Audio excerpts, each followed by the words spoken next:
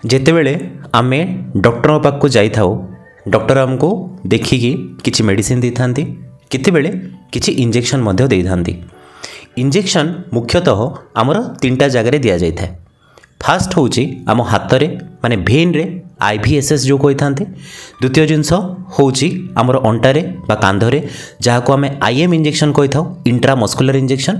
ଏବଂ ଆଉ ଗୋଟେ ହେଉଛି ସବକ୍ୟୁଟାନିୟସ୍ ଇଞ୍ଜେକ୍ସନ୍ ଯେଉଁଟା ଚର୍ମ ତଳେ ଦିଆଯାଇଥାଏ। ଯେଉଁ IV ଇଞ୍ଜେକ୍ସନ୍ ଯେଉଁ ଇଣ୍ଟ୍ରାଭେନସ୍ ଇଞ୍ଜେକ୍ସନ୍ ଅଛି ମୁଖ୍ୟତଃ ସେଇଟା ଭେନ୍ ମଧ୍ୟରେ ଦିଆଯାଇଥାଏ। ଯେଉଁ ଭେନ୍ରେ ଇଞ୍ଜେକ୍ସନ୍ ଦିଆଯାଇଥାଏ କିଛି ଜାଗାରେ ଆପଣ ଲକ୍ଷ୍ୟ କରିଥିବେ कि ସେହି ଜାଗା ଟିକେ ଫୁଲି ଯାଇଥାଏ, ଟିକେ ପର୍ପଲ୍ କଲର୍ ହେଇଯାଇଥାଏ, ଟିକେ ବ୍ଲୁଇସ୍ କଲର୍ ହେଇଯାଇଥାଏ ଏବଂ ସେହି ଜାଗାଟି ବହୁତ ଦରଦ ମଧ୍ୟ କରିଥାଏ, ବହୁତ ପେନ୍ ହେଇଥାଏ। କାହିଁକି ଏମିତି ହେଇଥାଏ? ନର୍ମାଲି ଯେଉଁ ଟେକ୍ନିକ୍ରେ ଇଞ୍ଜେକ୍ସନ୍ଟି ଦିଆଯାଏ ଯଦି ଠିକ୍ ଟେକ୍ନିକ୍ରେ ଦିଆହେଇଛି ତେବେ କିଛି ଅସୁବିଧା ହୁଏ ନାହିଁ।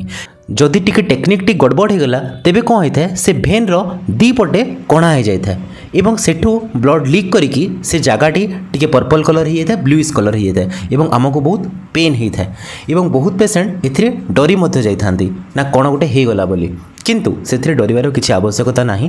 ଯଦି ଆପଣଙ୍କର ଏମିତି କିଛି ହେଉଛି, ଯଦି ଇଞ୍ଜେକ୍ସନ୍ ଦେଲା ଟାଇମ୍ରେ ସେ ଜାଗାରେ ଯଦି ବ୍ଲୁଇସ୍ କଲରେସନ୍ ହେଉଛି, ଯଦି ସେ ଜାଗାଟି ଟିକେ ଫୁଲି ଯାଉଛି ତେବେ ସେଇଟା ଆପେ ଆପେ ହିଁ କମି ଯାଇଥାଏ ଏବଂ ଯଦି ସେଇଟା ଆପେ ଆପେ ନ କମିଲା ଟିକେ ଆମେ ଆଇସ୍ ପ୍ୟାକ୍ ଦେଇଦେଲେ ମଧ୍ୟ ସେଇଟା କମି ଯାଇଥାଏ। ଯେଉଁ ଭେନ୍ରେ ଇଞ୍ଜେକ୍ସନ୍ ଦେଲା ଟାଇମ୍ରେ ଏମିତି ହେଇଯାଇଥାଏ ଆମେ ତାହାକୁ ବ୍ଲୋନ୍ ଭେନ୍ ବୋଲି କହିଥାଉ ଏବଂ ଏଇଟା କିଛି ଡରିବାର ଜିନିଷ ନୁହେଁ, ଏଇଟା ଆପେ ଆପେ ମଧ୍ୟ ଛାଡ଼ିଯାଏ ଏବଂ କିଛି ଦିନ ପରେ ସେ ଜିନିଷଟି ସେ ଭେନ୍ଟି ପୁଣି ନର୍ମାଲ୍ ହେଇଯାଇଥାଏ। ସେଥିପାଇଁ ଯେତେବେଳେ IV ଇଞ୍ଜେକ୍ସନ୍ ଦିଆହେଉଛି ଧ୍ୟାନ ଦେଇକି ଦେବା ଉଚିତ। ଧ୍ୟାନ ଦେଇକି ଦେଲେ, ଠିକ୍ ଟେକ୍ନିକ୍ରେ ଦେଲେ ଏମିତି ଜିନିଷ ହୁଏ ନାହିଁ। ଧନ୍ୟବାଦ।